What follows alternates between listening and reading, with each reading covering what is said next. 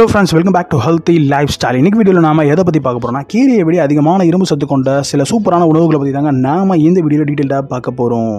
இரும்பு சத்து குறைபாடு இருந்தாலே அதீதமான சோர்வு, மந்தமான உணர்வு இருக்கும். இதை தவிர்க்கிறதுக்கு நாம் அதிகமான இரும்பு சத்து கொண்ட உணவுகளை சாப்பிடணும். கீரை அப்படின்னு சொன்னாலே கீரை இரும்பு சத்து அதிகமாக இருக்குன்னு சொல்லிட்டு எல்லாருக்குமே தெரியும். நமக்கு இரும்பு சத்து அதிகமாக இருக்கக்கூடிய ஒரு உணவுனா கீரை தான் ஞாபகத்துரும். ஆனால் கீரையை விட அதிகமான இரும்பு சத்து கொண்ட ஒரு சில உணவுகளை பற்றி தான் நான் இந்த வீடியோவில் சொல்ல போகிறேன். முதலாவதாக எள் விதைகளில் கீரையை விட அதிகமான இரும்பு சத்து, ஆக்சிஜன் ஏற்றக்கூடிய கால்சியம் நிறைஞ்சிருக்கு. அதனால் நீங்கள் எள் உருண்டையாவோ இல்லை எள்ளை உங்களோட உணவில் சேர்த்து சாப்பிட்றதுன்றது அதிகமான இரும்பு சத்தை பெறத்துக்கு ஹெல்ப் பண்ணும். அடுத்ததாக பருப்பு வகைகளில் புரதம் அதிகமாக இருக்குன்னு எல்லாருக்கும் தெரியும். ஆனால் இதில் இரும்பு சத்தும் அதிக அளவில் இருக்குன்னு நமக்கு பலருக்கும் தெரியறதில்ல. பருப்பு சம்பந்தமான உணவுகளை நீங்கள் உங்களோட தினசரி உணவில் எடுத்துக்கோங்க. அதில் இருக்கக்கூடிய இரும்பு சத்து உங்களோட உடலுக்கு தேவையான ஆற்றலை கொடுக்கும். அடுத்ததாக பூசணி விதையில் இரும்பு சத்தோட அமினோ ஆசிட்ஸும் அதிக அளவில் நிறைஞ்சிருக்குங்க. இந்த பூசணி விதையை உங்களோட தினசரி உணவில் எடுத்துக்கோங்க.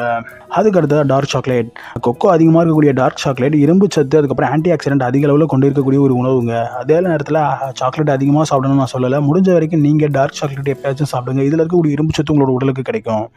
அடுத்ததாக குயினோவான்னு சொல்லலாம். பசை இல்லாத ஒரு தானியமாக குயினோவாவில் இரும்பு சத்து அதிக அளவில் இருக்குங்க. ஸோ இதை நீங்கள் முடிஞ்ச அளவுக்கு கிடைக்கக்கூடிய கடைகளில் வாங்கி உங்களோட உணவுகளில் வீக்லி ஒன்ஸாவது பயன்படுத்துங்க. நிறைய இரும்பு சத்தை நீங்கள் இது மூலிமா பெற முடியும். ஸோ இந்த வீடியோவில் நான் சொன்ன இந்த உணவுகளை நீங்கள் தினசரி உணவோடு சேர்த்து சாப்பிட்டுட்டு வரும்போது உங்களோட உடலுக்கு தேவையான இரும்பு சத்து அதிக அளவில் கிடைக்க ஆரம்பிக்கும். முக்கியமாக நம்மள நிறைய பேர் இந்த கீரையை தவிர்த்துட்டு எதையுமே சாப்பிடாம இருக்க மாட்டாங்க. அதே மாதிரி கீரை பிடிக்காதவங்களும் இந்த உணவுகளை எடுத்துக்கிறதால உங்களுக்கு இரும்பு சத்து அதிக அளவில் கிடைக்கும். நம்மளோட உடலில் இரும்பு சத்துன்றது ரொம்ப ஒரு முக்கியமான விஷயங்க. அந்த இரும்பு சத்துன்றது நம்மளோட உடலில் நிறைய முக்கிய விஷயங்களை பண்ணுது. ஸோ இரும்பு சத்து அதிகமாக இருக்கக்கூடிய உணவுகளை சாப்பிடுங்க. உங்களோட உடலை ரொம்ப ஆரோக்கியமாக வச்சுக்கோங்க. இந்த வீடியோ உங்களுக்கு பிடிச்சிருந்தா கீழே இருக்கக்கூடிய ரெட் கலர் சப்ஸ்கிரைப் பட்டனை ப்ரெஸ் பண்ணி சப்ஸ்கிரைப் பண்ணிக்கோங்க.